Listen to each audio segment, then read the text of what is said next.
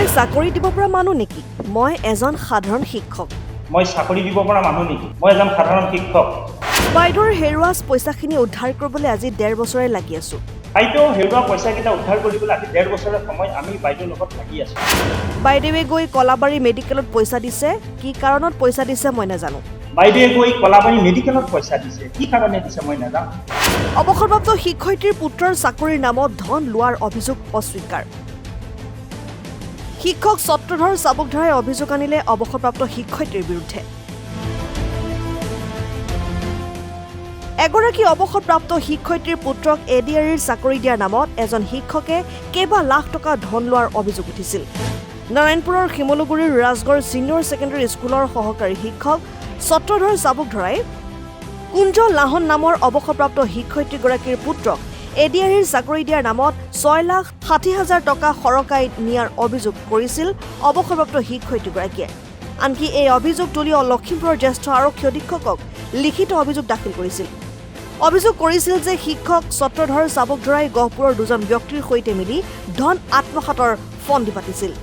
কষ্টোপাৰ্জিত ধন হেৰুৱাই স্বামীহাৰা মহিলাগৰাকীয়ে ন্যায় বিচাৰি আৰক্ষীৰ লগতে সংবাদ মাধ্যমৰ কাষ চাপিছিল।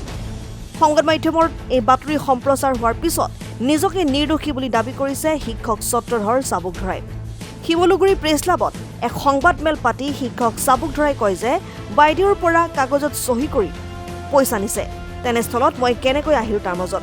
মোক নিবলৈ কোৱাত মই কেৱল লৈহে গৈছো। বাইদেৱে নিজে কি কথা পাতিছে মই নাজানো।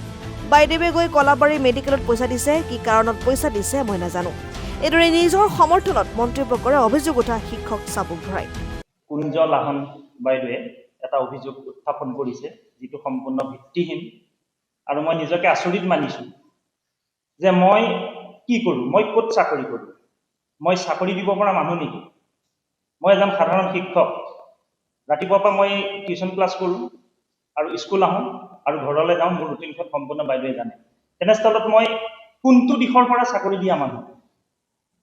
2 নম্বৰতে, তেওঁ যিটো অভিযোগ উত্থাপন কৰিছে, তেওঁ সাক্ষ্য প্ৰমাণ নোহোৱাকৈ তেনেদৰে তেওঁ অভিযোগখিনি আনিব পাৰিছে। আৰু সংবাদ কৰ্মীলৈ মই অনুৰোধ জনাইছোঁ যে কোনো তথ্য প্ৰমাণ নোহোৱাকৈ কেনেকৈ নিউজটো প্ৰচাৰ কৰিছে, কিহৰ ভিত্তিত? যি দুখন কাগজ বাইদেৱে দেখাই আছে, সেই দুখন কাগজ এদিন মোকো দেখাইছিল, সম্পূৰ্ণ ভিত্তিহীন। যিজন ধৰুৱাই বাইদেউৰ পৰা টকা নিছে, সেই ধৰুৱাজনে ক'ত চহী কৰিছে? সম্পূৰ্ণ সেইখন এখন ফেক কাগজ। আৰু মোৰ সাক্ষী চহী যিখনত লৈছে সম্পূৰ্ণ পঢ়ি চাব লাগিছিলে, সেইখন কাগজত ধৰুৱাজনৰ চহী আছে নে নাই। বাইদেউ হেৰুৱা পইচাকেইটা উদ্ধাৰ কৰিবলৈ আজি 1.5 বছৰৰ সময় আমি বাইদেউৰ লগত লাগি আছো। তাৰ উদাহৰণ হিচাপে এয়া মানসী ৰাজখোৱা, ওমেন অৰ্গেনাইজেশ্যনৰ তেখেত লিডাৰ হয়, তেখেত লখিমপুৰত। তেখেতক যদি সোধে সম্পূৰ্ণ উত্তৰটো ওলাব যে বাইদেউ হেৰুৱা পইচাকেইটা বিচাৰি বাইদেউ যথেষ্ট কষ্ট কৰিছে। আমি সকলোৱে গৈ যিজন অভিযোগকাৰীয়ে বাইদেউৰ পৰা পইচা নিছে, চহী কৰি নিছে, বাইদেৱে টকা চহী কৰি নিছে বাইদেউৰ পৰা টকাখিনি। আৰু তেনেস্থলত মই কেনেকৈ আহিলো তাৰ মাজলৈ? মোক জড়িত এইকাৰণে কৰালে, বাইদেৱে মানুহ দুজনক মাতি পঠিয়ালে। বাইদেউ ঘৰটো চিনি নোপোৱাৰ কাৰণে মোক নিবলৈ ক'লে। মই লৈ গলো হয়, কিন্তু বাইদেউৰ লগত তেওঁলোকৰ কি সম্পৰ্ক, কি কথা পাতি বাইদেৱে পইচা দিছে, সেই সম্পৰ্কে সম্পূৰ্ণ মই অজ্ঞাত। এইটো সম্ভৱতঃ 25 চনৰ জানুৱাৰী মানৰ কথা। এজনৰ নাম মনোজ ভৰালী আৰু এজনৰ নাম সুৰেশ দাস। সুৰেশ দাস আদৰ্শ মেডিকেলত, কলাবাৰী আদৰ্শ মেডিকেলত তেওঁ চাকৰি কৰে। ইতিমধ্যে তেওঁলোক মই জনাত জেলত আছে। তেওঁলোক এনেকুৱাকৈ 13টা কেছত জড়িত বুলি মই গম পাইছোঁ ইতিমধ্যে। গতিকে তেওঁলোক যিহেতু জেলত আছে, গহপুৰত থানাত GHP 26/26 আৰু 64/26 দুটা কেছ ইতিমধ্যে চলি আছে, যিটো কেছত মই আপোনাৰ সাক্ষ্য প্ৰদান কৰি আহিছোঁ। যিটো কেছত মহামান্য গহপুৰ আদালতত মই সাক্ষ্য প্ৰদান কৰি আহিছোঁ। এইটো আপোনাৰ তাৰিখটো 21 মাৰ্চ 2026। গহপুৰ থানালৈ মোক মাতিলে, তেওঁলোকৰ লগত কি সম্পৰ্ক মোক সুধিলে। সুৰেশ দাস নামৰ যিজন ব্যক্তিয়ে বাইদেউৰ পৰা টকা ধাৰে নিছে, ধাৰ সূত্ৰত নিছে টকা, তেওঁ ছোৱালীজনী 2023 চনৰ পৰা ক্লাছ 8ৰ পৰা মই পঢ়াওঁ, মই টিউশ্যন ক্লাছ কৰোঁ। তেওঁ ছোৱালীজনীৰ লগতে মোৰ ল'ৰাটো আছিলে। তেওঁ 3টা বিষয়, general science, general maths, advance maths, মই 3টাকৈ বিষয় পঢ়ুৱাই আছিলোঁ। সেই সূত্ৰে তেওঁৰ লগত মোৰ চিনাকি। আৰু যিজন মনোজ ভৰালী বুলি কৈছে সেইজনৰ লগত চিনাকি কি তেওঁৰ ল'ৰাটো মোৰ বাগদেৱী কলা নিকেতন নামৰ এখন নিকেতন স্কুল আছে তালৈ আহে আৰু সেইসূত্ৰে মই তেওঁলোকৰ লগত চিনাকি তেওঁলোকে আহি পেলাই ক'লেহি যে বাইদেউক চিনি পাই নেকি হয় বাইদেউক চিনি পাওঁ বাইদেউ মোৰ লগতে একেলগে চাকৰি কৰে সেই অনুপাতে মই লৈ যোৱাটো হয় আৰু তেওঁলোকে কি কথা পাতিছে ক'ত ক'ত পইচা দিছে বাইদেৱে গৈ কলাবাৰী মেডিকেলত পইচা দিছে কি কাৰণে দিছে মই নাজানো বাইদেৱে গৈ ধলপুৰ চেণ্টাৰত পইচা দিছে কাক দিছে কেনেকে দিছে নিশ্চয় আদি তথ্য প্ৰমাণ থকাৰ দিন মোবাইলত বাইদেৱে ঘণ্টা ঘণ্টা ধৰি কাৰ লগত কথা পাতিছিলে কাৰ লগত কথা পাতি বাইদেৱে পইচা দিছে কি কাৰণে পইচা দিছে বাইদেউ দুটাকে ল'ৰাৰ কাৰণে চাকৰিৰ কাৰণে পইচা দিছে বুলি পিছত গম পাইছো বাইদেউ ডাঙৰ ল'ৰাটো যথেষ্টখিনি স্মাৰ্ট নহয় তথাপিতো বাইদেৱে পইচা আছে ধনী মানুহ আছে পইচা দি দিছে গতিকে তাত মই জড়িত নহয়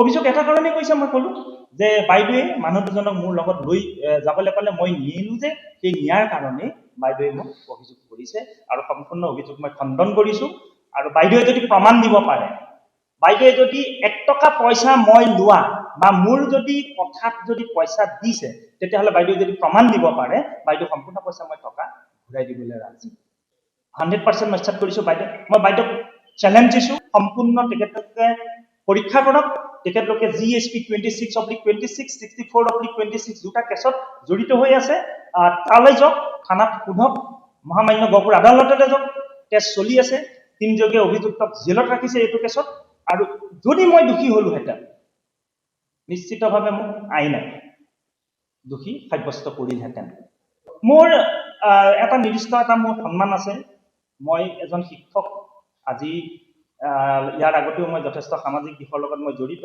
এতিয়াও মই সামাজিক দিশত জড়িত মোৰ ভাৱমূৰ্তিটো ম্লান কৰিবলৈ অহৰ্নিশে চেষ্টা কৰি আছে বাইদেউ বিভিন্ন দল সংগঠনৰ লগতে এই 2-3 দিন মানৰ আগৰ পৰা স্থানীয় এজন শিক্ষক জৰিয়তে তেখেতে মানে এইখিনি কাম কৰি আছে মই জানিবলৈ পাইছো যিজনে মোক ধন দাবী কৰিছিলে ইতিমধ্যে মই শিমলুগুৰি আৰু কিছু মৌখিকভাৱে জনাইছো ভৱিষ্যতে যদি ইয়াতকৈ তেখেতে মোক আমনি কৰে তেতিয়াহ'লে মই লিখিতভাৱে এজাহাৰ দাখিল কৰিম আৰু লগতে বৰা নামৰ এজন উপাধি ব্যক্তিয়ে অহৰ্নিশে বাইদেউ লগ লাগি আছে মই ভাল পাইছিলো যে বাইদেউ পইচাকেইটা হেৰুৱা পইচাকেইটা আমি উদ্ধাৰ কৰো যেনে তেনে আৰু সেই কাৰণে মই মহামান্য আদালতত সাক্ষী দি থৈ আহিছিলো যিটো নেকি কাৰণে আপোনাৰ মোক তেওঁলোকে হত্যাৰ ভাবুকি দিছিলে যাৰ বিপৰীতে মই হয় টকাটো নিছিলে বুলি মই ভুৱাকে ক'লো মিছাকে ক'বলগীয়া হ'ল বাইদেউ যিহেতু মোৰ লগৰীয়া আছিলে সেই বাইদেউ পইচাকেইটা উদ্ধাৰ কৰিবলৈ যেনেদৰে বেলেগ বেলেগ মানুহ লাগি আছে মই চেষ্টা কৰিছিলো আৰু তেতিয়াও মোক কিন্তু এটা মানে হত্যাৰ ভাবুকি দিছিলে আৰু সেই অনুপাতে মই হাওবাজান থানাত 21 মাৰ্চত এটা কেছ ৰেজিষ্টাৰ কৰি থোৱা আছে 21 তাৰিখে মই ধলপুৰ আৰক্ষী থানাত গৈছিলো তেখেতে ক'লে যে য'ত আপুনি কৰ্ম জেগা আছে আপুনি তালৈ যাওক মই যোৱাকালি 24 তাৰিখ মই হাওবাজান থানাত এটা এজাহাৰ এখন মই দাখিল কৰি থৈ আহিছো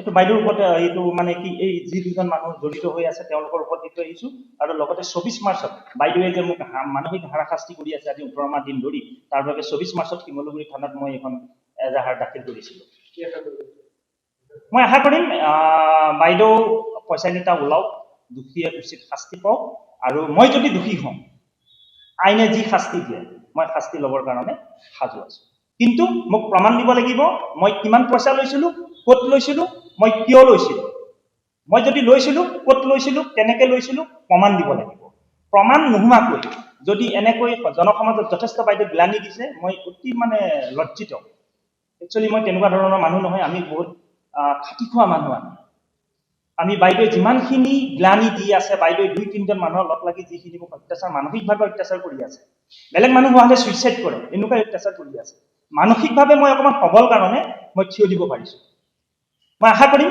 আইন আছে আইনৰ ওপৰত সকলোৱে বিশ্বাস ৰাখক আৰু বাইদেউ প্ৰমাণ দিয়ক যদি বাইদেউৰ পৰা মই 1 টকা পইচা লৈছো বাইদেউক মই তাৰ 10 গুণ পইচা ঘূৰাই দিম খালি বাইদেউ প্ৰমাণ দিব লাগিব অন্যথা বাইদেউ যদি এই যিটো ভুল কৰিলে এই ভুলৰ যদি বাইদেউ ক্ষমা নোখোজে মই কালিলে বা পৰহিলে ভিতৰত বাইদেউ ওপৰত মানহানি গোচৰ দিবলৈ মই সাজু আছো news desk report Lakhimpur live লখিমপুৰৰ কেবি ৰোডত অৱস্থিত সফটেক সলিউশন এখন বিশ্বাসযোগ্য কম্পিউটাৰ প্ৰশিক্ষণ কেন্দ্ৰ ইয়াত বিভিন্ন ধৰণৰ আধুনিক কোৰ্ছ উপলব্ধ আছে যেনে PGDCA, tally plus, GST, ADCA, DCA, GST, AI, video' editing, practitioner course আৰু এডভান্স কম্পিউটাৰ ছায়েন্স ইয়াত অভিজ্ঞ শিক্ষকৰ দ্বাৰা শিক্ষাৰ্থীসকলক শিক্ষা প্ৰদান কৰা হয় টেলি GST আৰু প্ৰেক্টিচনাৰ কোৰ্চত জব এছিউৰেঞ্চ দিয়াৰ লগতে পাঠ্যক্ৰম সম্পূৰ্ণ হোৱাৰ পিছত প্ৰেক্টিকেল ট্ৰেইনিং দিয়া হয় কণ্ট্ৰেক্টাৰ্ছ আৰু অন্যান্যৰ বাবে ডিজিটেল ছিগনেচাৰ বনোৱা হয় লগতে AI advance artificial intelligence including 3D cartoon animation সম্পৰ্কীয়